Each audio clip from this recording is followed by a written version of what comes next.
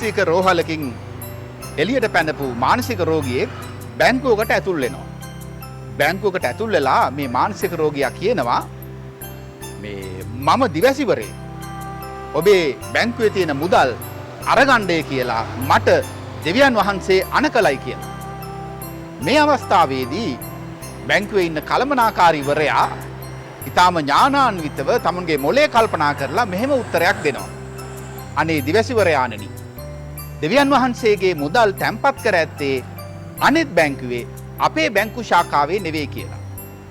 ඔය දිවැසිවරයා හැටියට පෙනී ඉන්න බොහෝ දෙනෙක් කරන්නේ මිනිස්සුන්ගේ සල්ලි වලට විදින එක දෙවියන්ගේ නාම. පිස්සු ප්‍රොෆට්ලා හැම තැනම